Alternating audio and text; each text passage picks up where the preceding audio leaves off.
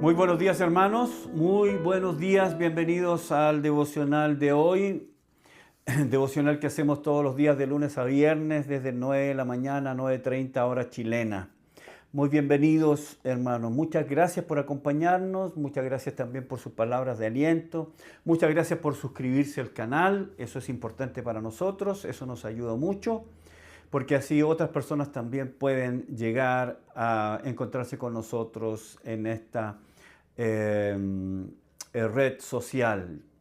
Muchas gracias, hermanos, por eso. Ayer comenzamos un estudio sobre la vida de Elías. Elías.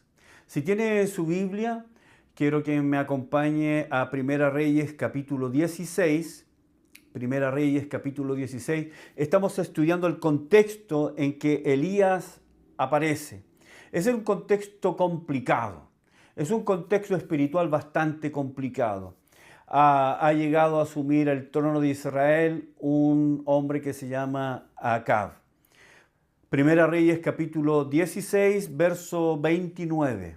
Dice, comenzó a reinar Acab, hijo de Omri, sobre Israel el año 38 de Asa, rey de Judá. Y reinó Acab, hijo de Omri, sobre Israel en Samaria 22 años. Y Acab, hijo de Omri, hizo lo malo ante los ojos de Jehová, más que todos los que reinaron antes de él. Verso 31.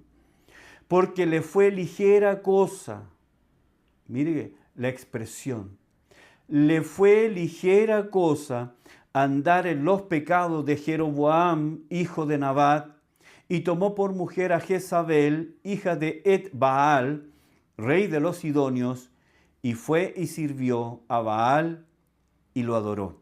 E hizo altar a Baal en el templo de Baal que él edificó en Samaria. Hizo también Acab una imagen de acera, haciendo así Acab más que todos los reyes de Israel que reinaron antes que él, para provocar la ira de Jehová, Dios de Israel. He leído hasta el verso 33. Ayer dijimos que el nombre Acab se puede traducir como parecido a su padre o tal como su padre. Y en este caso podemos decir que Acab es parecido a su padre o tal como su padre o tan malo como su padre. En este caso Acab tenía la maldad de su padre, solo que al extremo, al extremo de la maldad. Peor que todos los anteriores. El texto dice que a Acab le pareció, y esto es importante, a Acab le pareció, verso 31, cosa ligera andar en los pecados de Jeroboam primero.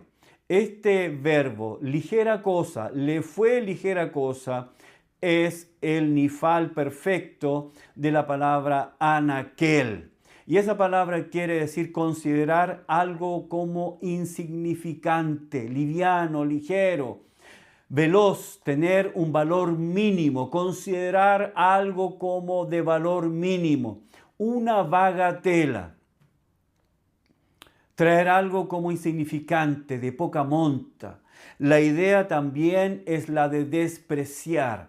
Y este verbo escrito en el nifal perfecto indica un acto de reflexión, es decir, esto es lo que ocurre en la mente y los pensamientos de Acab. Esto es lo que Acab tiene en la mente, esto es lo que ocurre en sus pensamientos. Considera que lo que hicieron antes, desde Jeroboam hasta él, todos los reyes que fueron antes de él, que hicieron lo malo, él considera que todo eso es pequeño, es insignificante, es una bagatela. Él consideró que aún con todo lo malo que habían sido sus antecesores, no se había hecho suficiente maldad como para establecer plenamente un culto pagano de Baal en Israel. Eso, hermanos, es el colmo. Vamos a ver ahora el contexto espiritual. ¿Cuál es el contexto espiritual cuando asume Acab y cuando Elías lo enfrenta? Toda la maldad hecha por sus predecesores no fue suficiente para el malvado Acab. Toda la ruindad le pareció una bagatela, sin valor apreciable, una actitud de desprecio. Elías aparece entonces en escena cuando en Israel la maldad ha sido enaltecida, cuando la vileza ha sido exaltada. El ambiente espiritual es de la más profunda tiniebla, del más profundo oscurantismo. El punto culminante de la maldad de Acab es que tomó por mujer a Jezabel. El nombre Jezabel quiere decir princesa de Baal. Ella, además, esta Jezabel, que Acab tomó por mujer, era hija de Et-Baal, quien era rey de los sidonios y sacerdote de Baal. Junto a ella, Acab comenzó el culto a Baal en Israel. También le construyó en Samaria un inmenso templo capaz de albergar a todos los adoradores de Baal existentes en la tierra y además de eso, un altar. Si no fuera poco, incluyó una imagen de acera. ¿Quién es este Dios Baal? Vamos a detenernos para explicar quién es este Dios. El nombre Baal significa dueño, señor, maestro, también esposo. Para los pueblos cananeos, Baal era el dios de la fertilidad, responsable de las lluvias y las tormentas. Él permitía sembrar, dando vida a la tierra y lugar a las cosechas. Uno de los apodos más populares de Baal era el de jinete de las nubes, porque lo vinculaban con la lluvia, ¿cierto? Con las precipitaciones. Baal se convirtió en el rey de los dioses. En Fenicia era adorado junto a una de sus consortes, la diosa Astarte, diosa del amor, la sexualidad y la guerra. Así entonces, Baal era el dios masculino y Astarte era la deidad femenina. Ellos eran un matrimonio. El culto a Baal adquiría formas diversas según el lugar donde fuera adorado. No en todos los lugares era de la misma manera. Así prácticamente cada región tenía su propio Baal o señor y frecuentemente adquiría el nombre de la ciudad a la que pertenecía y su culto particular era celebrado en cada región, a pesar de que era el mismo Dios, pero tomaba el nombre de la región donde era adorado y tenía su propio culto, y en eso diferían uno de otro. Él era un Dios entonces regionalista. Así que tenemos diferentes nombres dados a Baal dependiendo del lugar donde era adorado.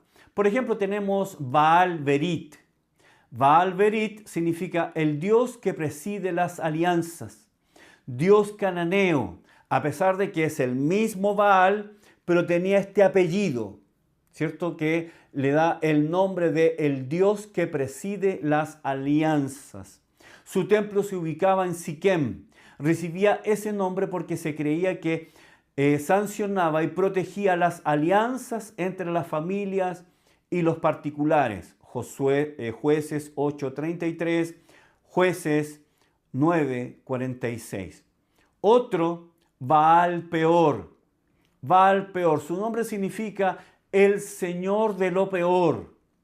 Y era adorado por los moabitas y los madianitas en el monte Peor. Por medio, y escuche esto, Baal Peor era adorado por sus seguidores por medio de sus desechos orgánicos. Números 25 del 1 al 3, Números 31, 16, Salmo 106, 28, Oseas 9, 10. El culto a Baal Peor entonces consideraba los desechos humanos, estiércol, orina, vómitos, etc. El culto a Baal Peor es considerado por la Escritura como abominable, repugnante y vergonzoso. El tercero, Baal Zebub, el señor de las moscas. dios de Ecrón en Segunda de Reyes 1:2. Aunque el nombre puede sonar un poco a burla, era un título de Baal como protector de las picaduras de los insectos. Otro, número 4, Baal Gaad, el señor de la fortuna, Jueces 11:17.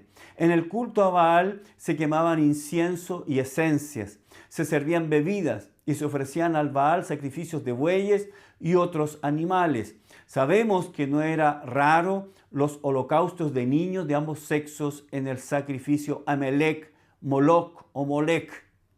Recibe diversos nombres. En tiempos de grandes calamidades, eran elegidos jóvenes príncipes para el sacrificio que representaban lo mejor que podía ofrendar un pueblo. En varios santuarios, grandes grupos de sacerdotes rogaban a gritos a Baal, dirigían danzas alrededor del altar y en su frenesí se cortaban con cuchillos y lancetas hasta quedar completamente cubiertos de sangre. Si creemos que todo esto es aberrante y malvado, el autor del libro añade algo más que sigue en la línea de la condición espiritual de Israel. Permítame leer el verso 34.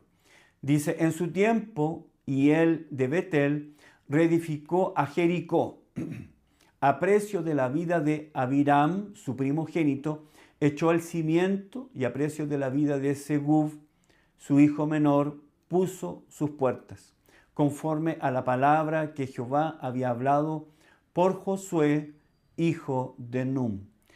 Acab estaba determinado a desobedecer en todo lo que tenía que ver con Jehová. Su culto, su voluntad era hacer todo contrario a lo que sabía que Dios había establecido. Muestra de ello es este corto relato que no entendemos mucho. Nos habla de un hombre llamado Hiel de Betel que reedificó a Jericó a precio de la vida de Abiram, su primogénito, echó el cimiento y a precio de la vida de Segub, su hijo menor, puso sus puertas, conforme a la palabra que Jehová había hablado por Josué, hijo de Num. Entonces tenemos un hombre llamado Hiel, nativo de Betel, que reedificó los muros de Jericó bajo la autorización de Acab. Recordemos un poco la historia, hagamos un poco de historia. Josué conquistó la ciudad de Jericó, usted lo recordará, ¿no? Fue una obra maravillosa del poder de Dios. Sus muros cayeron delante de los escuadrones de Israel. En ese momento Josué pronunció una maldición, Josué 6:26, que nadie debía volver a edificar los muros de Jericó, y quien lo hiciera lo haría a costa de la vida de su descendencia. Así que tenemos que Hiel reconstruyó a Jericó de todos modos como una provocación a la voluntad de Dios. Esto parece aducirse como prueba de la impiedad general de la época de Acab. Es decir, la gente en el tiempo de Acab seguía las pisadas de Acab, que estaba dispuesto a rebelarse, enfrentar y desafiar a Dios. Entonces, hasta entonces se había creído y respetado la maldición de Josué contra el hombre que quisiera reconstruir los muros de Jericó. Pero ahora la fe en la antigua religión había decaído tanto que la maldición de Josué pareció perder valor y no le importaba a nadie. Entonces este hombre, Hiel, un oriundo de Betel, hombre rico y de posición social, se comprometió a restaurar la fortaleza en ruinas durante mucho tiempo, pero sufrió por su temeridad. Exactamente de acuerdo con las palabras de la maldición de Josué, perdió a su hijo primogénito cuando comenzó a poner de nuevo los cimientos de los muros, y al hijo menor cuando completó su trabajo al levantar las puertas. Otra explicación es que siendo el baalaísmo una religión que implicaba sacrificios humanos, especialmente niños y jóvenes, lo que pudo haber pasado es que Hiel ofreció a Baal en sacrificio a su hijo mayor cuando inició las obras de reconstrucción y a su hijo menor cuando éstas terminaron, cuando terminó por poner las puertas. Francisco Lacueva menciona por Samuel Pérez Millo lo siguiente: Los hombres edifican para la posteridad, pero el que edificase a Jericó quedaría sin posteridad que disfrutase lo edificado. Entonces tenemos el contexto geográfico, político y espiritual. Todo mal. Todo mal. Leyendo estas primeras líneas sobre la vida de Elías podemos sacar algunas conclusiones. Primero, nadie es insignificante en el eterno plan de Dios. Nadie que haya nacido en este mundo puede vivir una vida intrascendente o sin valor. Cada uno ha nacido para cumplir el plan divino. Dios ha prometido en su plan eterno permitirnos nacer en este periodo de la historia de la humanidad para cumplir el propósito que solamente usted y yo podemos hacer. Hemos nacido justo en este tiempo, no antes, no después. Hemos venido a este mundo para cumplir los objetivos divinos. Nadie debería entonces menospreciarnos, mirarnos en menos. Nadie debería amedrentarnos. Segundo, Elías salió de un lugar insignificante. Él mismo era insignificante, pero conocía lo suficiente a Dios como para obedecerle y cumplir sus propósitos. Tercero, Elías no tuvo temor de enfrentar la maldad de su tiempo, pues conocía a Dios. Y de hecho, cuando se para en el verso 1 y le dice, vive Jehová de Israel, en cuya presencia estoy.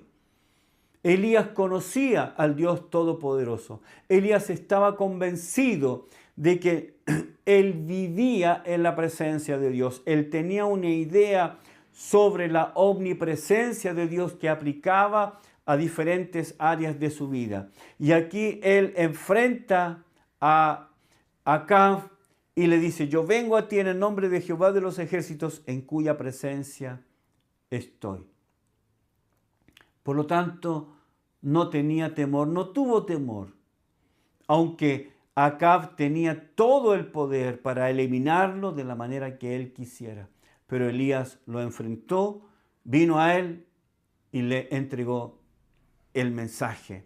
Y ese mensaje es que ya no habría lluvia, no habría agua, a no ser por su palabra. Muchas gracias, hermanos, por acompañarme en el devocional de hoy. Muchas gracias por sus saludos. Muchas gracias por suscribirse al canal, por marcar la campanita para que cada vez que estemos subiendo un video usted sepa que estamos subiendo un nuevo mensaje. Muchas gracias, que Dios los bendiga. Nos volvemos a encontrar mañana para seguir estudiando la historia de Elías.